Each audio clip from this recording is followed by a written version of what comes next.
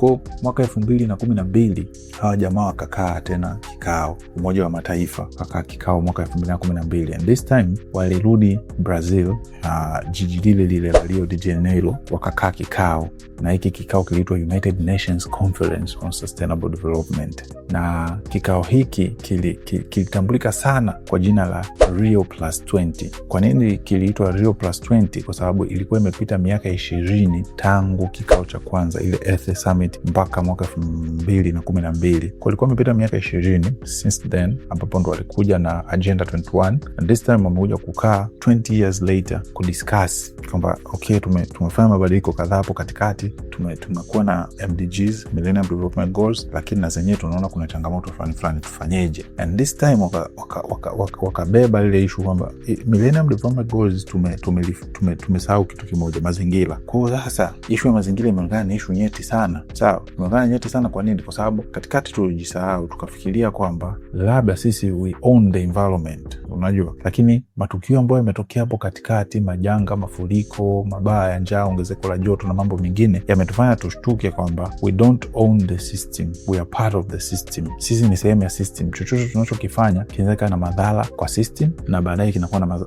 madhara kwetu. So that means system hatuimiliki, sisi ni sehemu ya hiyo system. Kwa hiyo wakajiuliza swali nyeti sana kwamba tunawezaje kuunganisha jamii, uchumi na mazingira katika mfumo mmoja ambao utakuwa unafanya kazi kweli, yani uendelee kiuchumi, jamii iwe salama na mazingira yawe salama. Sasa mara nyingi sana shughuli za maendeleo zilikuwa zinaangalia faida ya kiuchumi, natafuta hela, nataka nguvu kubwa kiuchumi, lakini hatuangalii mazingira. Tunatoa mioshi, hewa ukaa na vitu vingine, kemikali zenye sumu.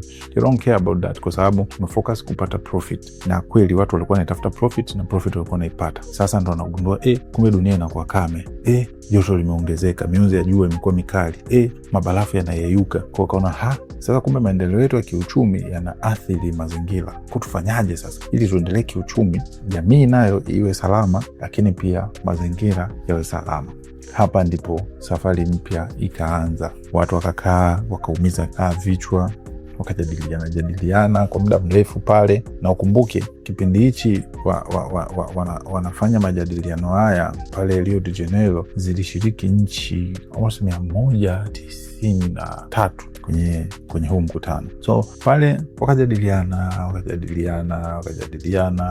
wakasema sasa sikiza, tufanye hivi, yale makosa tulioyapiga pale kwenye MDG tuyasolve. Hii ndio sehemu nzuri ya kuanzia. Moja, tuwashirikishe wananchi. Ni kweli wanasayansi wapo, wataalamu wapo, ila people education au community education au society education ni muhimu sana. Tuwasikilize wananchi, tuchukue maoni yao. Wakasema fresh. Cha pili, tukisema wananchi ni neno kubwa, tuwasikilize vijana, makundi yale yanayosaulika, vijana, wanawake, tuwasikilize nao. Alafu tuwasikilize na wanasayansi kama ilivyo kawaida. Tuchukue haya mambo yote tuweke pamoja. Tukiweka pamoja, tunafikiri tunaweza tukapata kitu. Wakafanya hiyo kitu. Kwa kutoka mwaka 2012 pale mpaka mwaka 2015 huu mchakato ulikuwa unaendelea. Kwa miaka 3 mfululizo mchakato ulikuwa unaendelea. Ilipofika mwaka 2015 tarehe 25 hivi Septemba, hizi nchi 193 zikakubaliana sasa kwamba sasa tumetengeneza kitu tunaita agenda ya mwaka 2030, Agenda 2030. Na katika agenda hii tumebeba malengo ya msingi 17. Kumbuka Millennium Development Goals tulikuwa na malengo 8. Hapa tukaja na malengo 17, na haya malengo 17 ndio yakaitwa SDG sasa, Sustainable Development Goals, mipango ya maendeleo endelevu.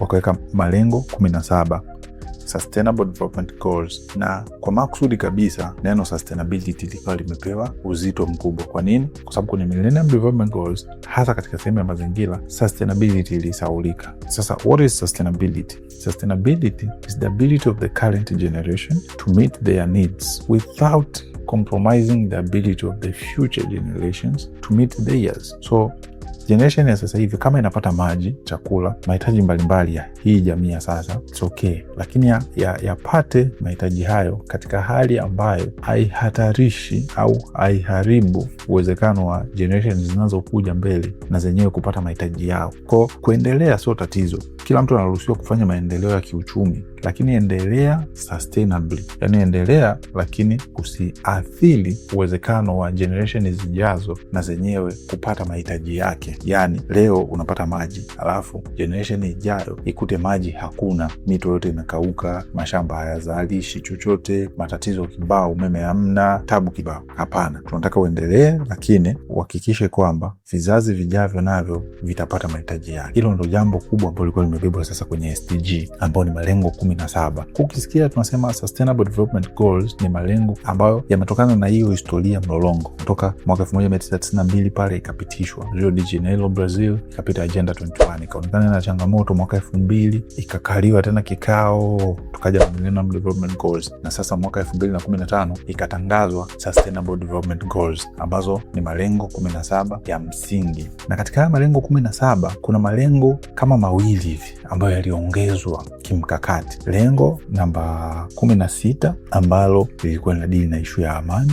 Sasa amani, lengo namba 16. So hiyo inaonekana kweli duniani amani imeanza kutoweka, watu katika hizi vita za kiuchumi na kupambana tunaharibu amani ya dunia. Kwa hiyo liliongezwa lengo la amani, lakini pia lengo namba 17 ni partnership for the goals, kwamba ili tuweze kutimiza haya malengo yote lazima kuwe na uhusiano mzuri, kushirikiana, partnership for the goals, tushirikiane ili tuweze kuachieve haya malengo. Kwa yakawekwa malengo 17 pale ambayo ndio mpaka leo tunapambana nayo. Tunapambana nayo kwa nini? Kwa sababu yalipewa muda wa miaka 15, kutoka mwaka 2015 mpaka mwaka 2030. Ndio maana iliitwa Agenda 2030, yani agenda 2030, kwa maana kwamba miaka 15 tena, kutoka 2015 mpaka 2030 ndio haya malengo yatekelezwe na yatimie yote. Sasa tunayo malengo 17 kama nilivyosema, na ndani yake yakawekea vipengele vidogo vidogo na viashiria. Kwa haya malengo yana vipengele ndani yake vidogo vidogo, ambavyo vipengele hivi viko 169, alafu yana viashiria, yani indicators, ambazo ndo zitatumika kupima kwamba hivi kweli tunaenda, kwa sababu tusiweke tu malengo alafu hamna viashiria. So kuna malengo, baada ya malengo kuna vipengele ambavyo ndo tunaita kama targets, alafu ndani ya kila target kuna indicator ambavyo viashiria kwamba hii lengo linafikiwa kweli au vipi. Na kila nchi huwa ina report kuhusiana na